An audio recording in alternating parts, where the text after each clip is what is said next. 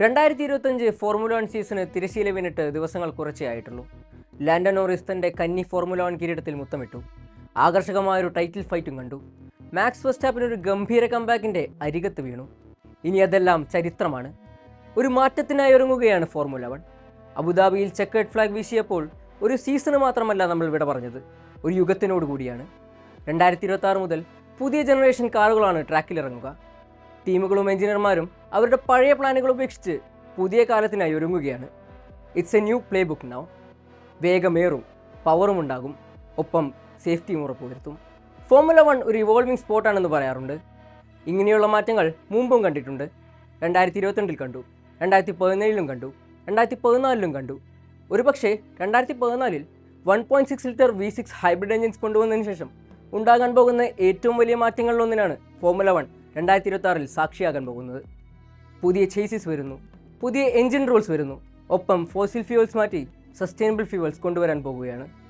Formula 1ൻ്റെ സുസ്ഥിര വികസനത്തിൻ്റെ ഭാഗമായിട്ടാണ് ഇങ്ങനെയൊരു നീക്കം. പുതിയ മാറ്റങ്ങൾക്കൊപ്പം പുതിയ വാക്കുകളും ആരാധകർ പഠിക്കേണ്ടതുണ്ട്.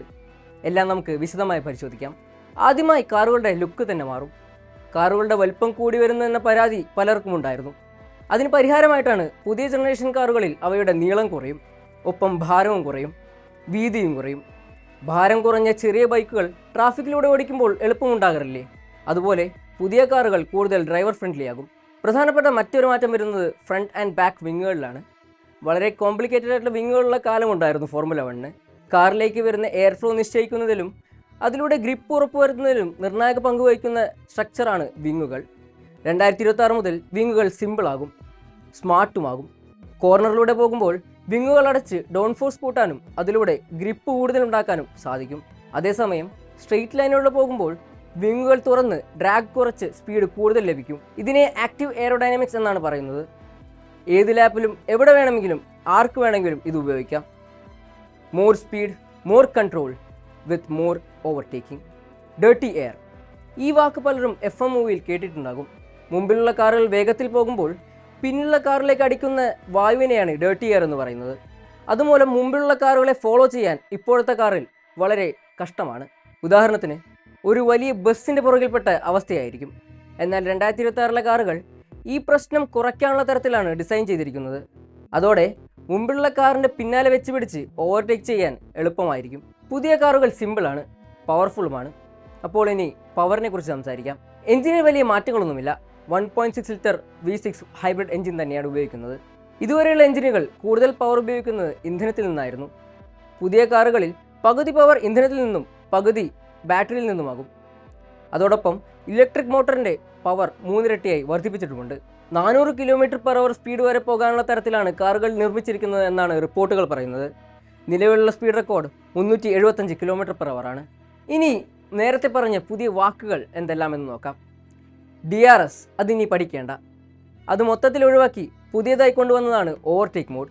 പണ്ടത്തെ DRS പോലെ തന്നെ സ്റ്റിയറിംഗിൽ ഒരു ബട്ടൺ ഉണ്ടാകും. അതിലമർത്തിയാൽ കൂടുതൽ പവർ ലഭിക്കും. മുമ്പിലുള്ള കാറിനെ അതിലൂടെ മറികടക്കാൻ സാധിക്കും. പക്ഷേ ഇവിടെയും മുമ്പിലുള്ള കാറുമായി 1 സെക്കൻഡിന് താഴെയാകണം ദൂരം, എന്നാലേ ഓവർടേക്ക് മോഡ് ഉപയോഗിക്കാൻ കഴിയൂ. രണ്ടാമത്തെ വാക്ക് റീചാർജ്. അതിൻ്റെ അർത്ഥം വരുന്നത് പോലെ തന്നെ കാറിൻ്റെ ബാറ്ററി എപ്പോൾ റീചാർജ് ചെയ്യണം, എപ്പോൾ വേണ്ട എന്നത് ഡ്രൈവർമാർക്ക് തന്നെ തീരുമാനിക്കാം. ഓരോ തവണ കാർ സ്ലോ ഡൗൺ ചെയ്യുമ്പോഴും ബ്രേക്ക് അമർത്തുമ്പോഴും ത്രോട്ടിൽ ലിഫ്റ്റ് ചെയ്യുമ്പോഴും എല്ലാം റീചാർജ് ചെയ്യാൻ സാധിക്കും. ഈ റീചാർജ് ചെയ്ത എനർജി ഇനി ഉപയോഗിക്കാൻ പോകുന്നത് ബൂസ്റ്റ് മോഡിലാണ്. അതാണ് മൂന്നാമത്തെ വാക്ക്. ഈ ബട്ടൺ അമർത്തുന്നത് വഴി മാക്സിമം പവർ നൽകാൻ ഡ്രൈവർമാർക്ക് കഴിയും. മുമ്പിലുള്ള കാറിനെ അറ്റാക്ക് ചെയ്യുമ്പോഴോ അല്ലെങ്കിൽ പിന്നിലുള്ള കാറിനെ ഡിഫെൻഡ് ചെയ്യുമ്പോഴോ ഈ ബട്ടൺ ഉപയോഗിക്കാം. ഫാസ്റ്റ് ആൻഡ് ഫ്യൂരിയസ് സിനിമയിലെ ടർബോ ബട്ടൺ അമർത്തുമ്പോൾ സ്പീഡ് കൂടുന്നത് പോലെയാണ് ഇവിടെയും ബൂസ്റ്റ് മോഡ് ഉപയോഗിക്കുക. അല്ലെങ്കിലും സ്റ്റിയറിംഗ് വീൽ കുറച്ച് കോംപ്ലിക്കേറ്റഡ് ആണെന്ന് പറയാറുണ്ട്. ഇനി അത് കൂടുകയുള്ളൂ. ഇനി മുതൽ ഡ്രൈവേഴ്സ് ത്രോട്ടിൽ അമർത്തുകയും ഗിയർ മാറ്റുകയും എങ്ങനെ ഓവർടേക്ക് ചെയ്യണം എന്ന് മാത്രമല്ല ചിന്തിക്കേണ്ടത്, ഈ 3 ബട്ടണുകൾ എങ്ങനെ ടാക്റ്റിക്കലായി ഉപയോഗിക്കണമെന്നും ചിന്തിക്കേണ്ടതുണ്ട്. ചരിത്രപരമായ മറ്റൊരു മാറ്റം വരുന്നത് കാറിൻ്റെ ഫ്യൂവൽ ടാങ്കിലാണ്.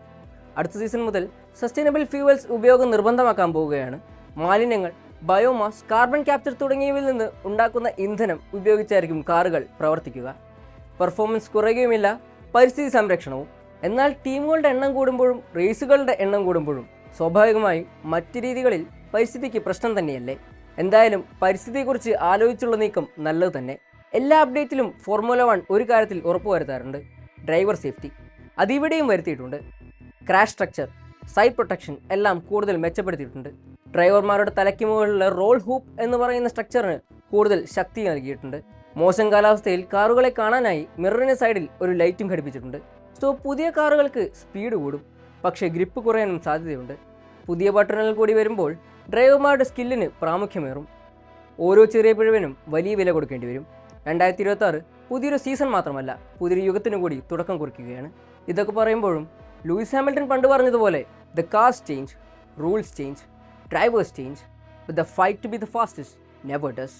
അതെ, എന്തൊക്കെ തന്നെ മാറിയാലും വേഗരാജാവാകാനുള്ള പോരാട്ടം തുടരുക തന്നെ ചെയ്യും.